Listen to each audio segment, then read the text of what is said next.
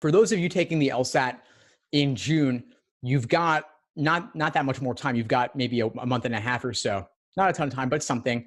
I hope you've already been studying for a little bit already. I'd say the minimum you want to even think of studying is 2 to 3 months, and ideally closer to 5 or 6 months.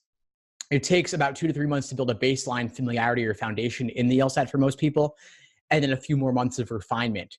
So the foundation first, accuracy. That's what I want to start with. Accuracy, building your foundation, working untimed, doing questions by type. That is the first stage of your LSAT prep, of your LSAT studying, of your LSAT schedule. You work untimed by type.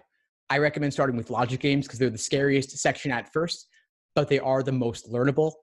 Then reasoning, then reading comp. You do them by type, untimed, by difficulty. So you do the easiest ordering games first, then the moderate difficulty ordering games, then the hardest ordering games, then the easiest grouping, moderate grouping, difficult grouping, then combination games, and so on. Then logical reasoning by question stem type, then same goes for reading comp. So you build your foundation bit by bit, doing sections and questions by type. That's phase one, accuracy. Phase two is pacing, where you do individual timed sections to get used to reaching the 35-minute mark.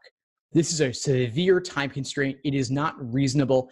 People are not meant to be able to do it in the time allotted. So you're kind of crazy or unique if you are able to do it in the time allotted, but it's worth, that's extremely important. So if let's say it's taking you an hour or 55 minutes to get there to complete the section, that's fine.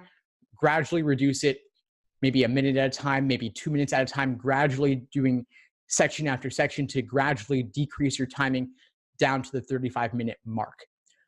The final phase is endurance, doing full-length 5-section timed exams. That's hard. Anyone's brain will be fried after they do that. Mine certainly is, even now, still after doing that. It's a long time because 5 35-minute sections is about 3+ hours, including the 10-minute break in the middle. So you have 3 sections back to back, then a 10-minute break, then 2 more sections back to back. It used to be then you would also have to do the writing sample after that at the test center.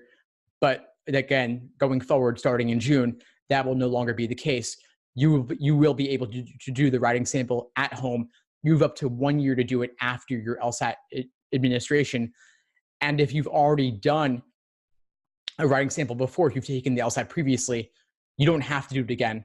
Although you do have the option to, if you pay a fee of $15, they'll let you do another writing sample administration at home.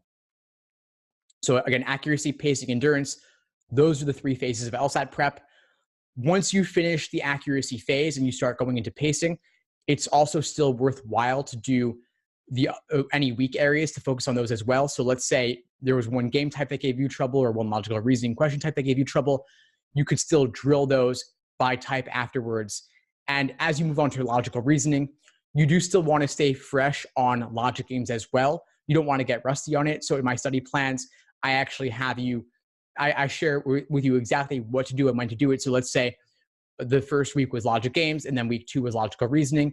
You do still cycle in games as well to stay fresh on them. And then once you move on to reading comp, you still stay fresh on games and reasoning at the same time. And then, of course, as you're moving into pacing endurance, continue working on weak areas and also your endurance, plus detailed review.